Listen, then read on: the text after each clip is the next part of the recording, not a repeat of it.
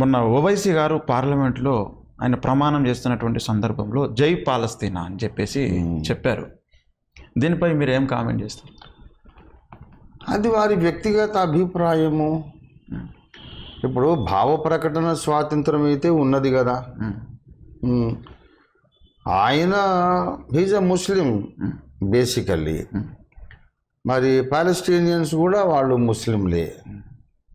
అల్లాహు అక్బర్ అనే విశ్వాసం వాళ్ళది.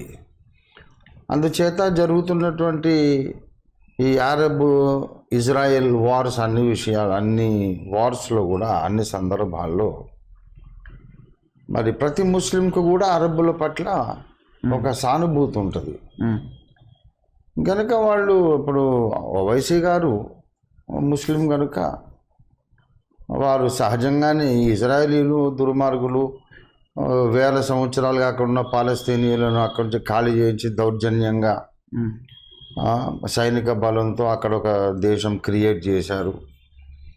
మా దేశం మాకేమని అడిగితేనేమో దాడులు చేస్తున్నారు, చంపుతున్నారు, అంత రౌడీయిజము అని చెప్పేసి ఇజ్రాయెల్ మీద వాళ్ళకు ఒక అభిప్రాయం. బైబిల్ని నమ్మిన వాళ్ళకు బైబిల్ తిరుక్కోవడం నుండి వేరే వర్షన్ ఉంటుంది.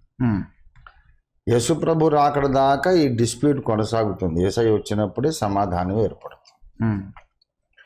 అందుచేత ఓవైసీ గారు అలాగన్నారంటే అది వారి వ్యక్తిగత అభిమానాన్ని ఆయన వ్యక్తపరిచారు. ఆయన చిన్నపిల్లోడు కాదు. ఓవైసీ గారు రాజకీయంగా తలపండిపోయినటువంటి ఒక రాజకీయవేత్త, రాజకీయ నాయకుడు. ఆయనకి ఎక్కడ ఏం మాట్లాడాలో తెలుసు. పార్లమెంట్లో ఆ మాట అంటేనే అందరి దృష్టికి వస్తుందని.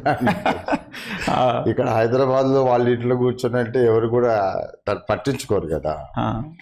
కనుక పార్లమెంట్లో ఆ మాట అంటేనే ప్రపంచ దేశాల దృష్టికి వస్తుంది, దేశంలో అందరి దృష్టికి వస్తుంది అనే సంగతి మరి వారికి తెలుసు. కనుక వారు క్యాలిక్యులేటెడ్గానే మాట్లాడతారు. ఆయనేమో నోరు జారడు, ఓవైసీ గారు నోరు జారడు. వారికి అంటే ఇప్పుడు పాలస్తీనాకు అభిమానులు, పాలస్తీనాకు సపోర్టర్సు, ఇజ్రాయెల్ యొక్క దౌర్జన్యకాండను ఖండించే వాళ్ళు ఇండియాలో ఉన్నారు. పార్లమెంట్ దాకా ఆ వాయిస్ ఉంది అనేది ప్రపంచానికి ఒక సందేశం ఇవ్వాలని ఓవైసీ గారు అనుకొని ఉంటారు. అందుకని అక్కడ ఆ మాట అనేశారు. దాన్ని ఖండించాల్సిన అవసరం మనకు లేదు. దాన్ని జయహో బాగా మాట్లాడారు అని అనాల్సిన అవసరం కూడా మనకు లేదు.